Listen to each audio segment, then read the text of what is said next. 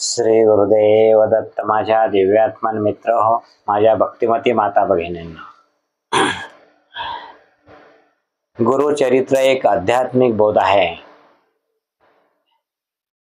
आपण यांच्या चरित्रावरून खूप काही बोध घेत असतो आणि ते आपल्याला शिकवित असतात. तसे गुरुचरित्रातील जो तृतीय अध्याय आहे, भगवत भक्तीमधून आपल्याला काय बोध भेटतो, काय बोध आपण घेऊ शकतो ते बघू. अमरीश ऋषी जे होते ते भगवान विष्णूचे खूप परम भक्त होते. अखंड भगवंताचं नामस्मरण करायचं, हरिचिंतन करायचं आणि अतिथी सेवा खूप मनोभावाने ते करत होते.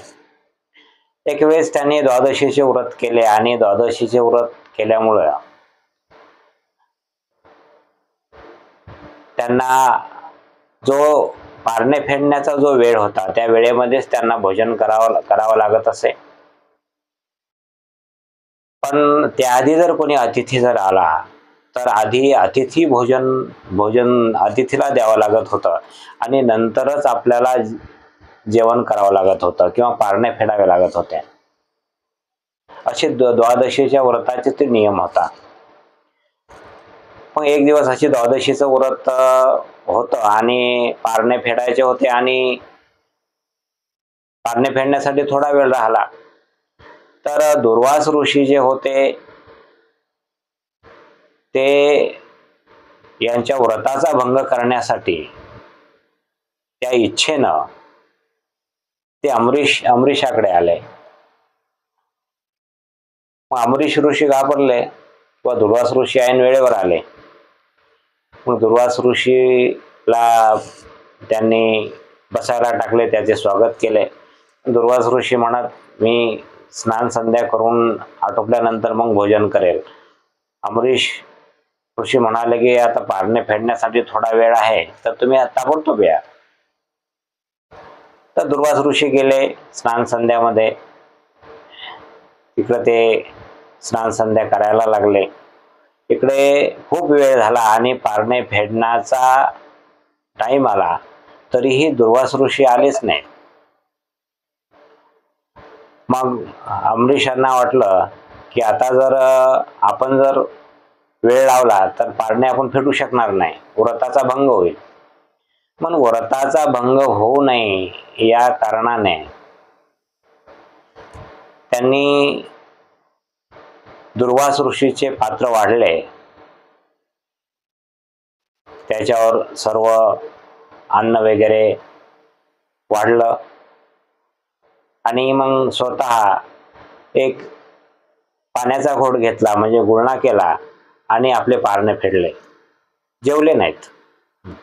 पण असं पारणे फेडत असताना तेवढ्यात दुर्वास ऋषी आले आणि दुर्वास ऋषीला हे बघून खूप राग आला. अमरीशावर ते क्रोधिष्ठ झाले की मी अतिथी असताना माझ्या आधी तू भोजन केलंस, मी भोजन करण्याच्या आधी. मग त्यांच्यावर ते क्रोधिष्ठ झाले आणि त्यांना ते शाप देऊ लागले. शाप दिल्यामुळे अमरीश ऋषी खूप घाबरले आणि आपले आराध्य जे परमविष्णू आहेत, भगवंत आहेत, त्यांचे ते धावा करू लागले. हे भगवंता मला वाचवा म्हणे.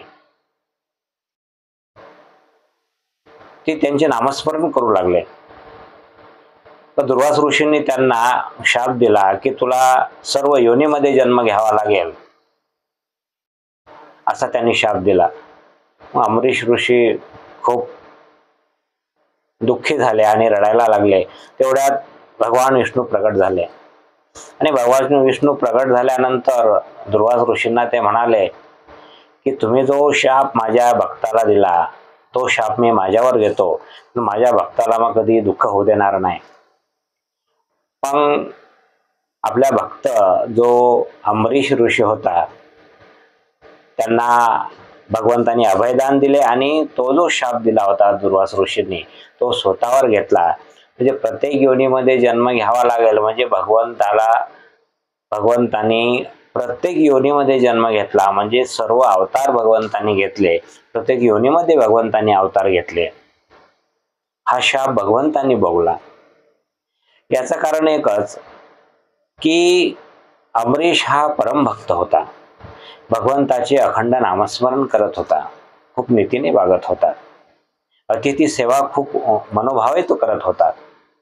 एवढा विश्वास होता त्याचा भगवंतावर, सर्व समर्पण त्यांनी आपल्या भगवंताला केलं होतं.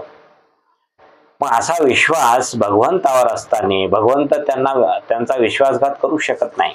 विश्वामध्ये एकच आहे जो भगवंत, तो कधीही आपला विश्वासघात करीत नाही. पण भगवंतावर विश्वास ठेवून त्याचे अखंड नामस्मरण करणे हे योग्य आहे. आपण जे आपले जे काही नातेवाईक नातेसंबंधी आपण ज्यांना काही आपले म्हणत असतो, तर ते संकटकाळी कधीही आपल्याला मदत करत नाहीत. संकटकाळी सर्व काही आपल्याला सोडून जातात, कोणी आपलं नाही. या विश्वामध्ये कुणीही कुणाचं नाही.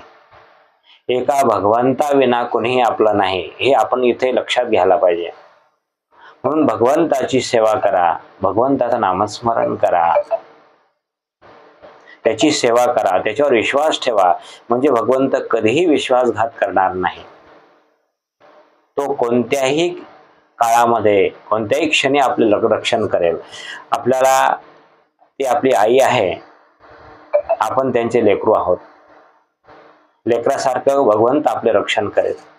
म्हणून भगवंतावर विश्वास ठेवा, त्यांचं नामस्मरण करा, त्याचीच भक्ती करा, त्याची सेवा करा.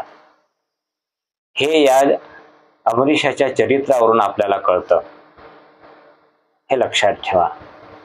श्री गुरुदेव दत्त. श्री गुरुदेव दत्त.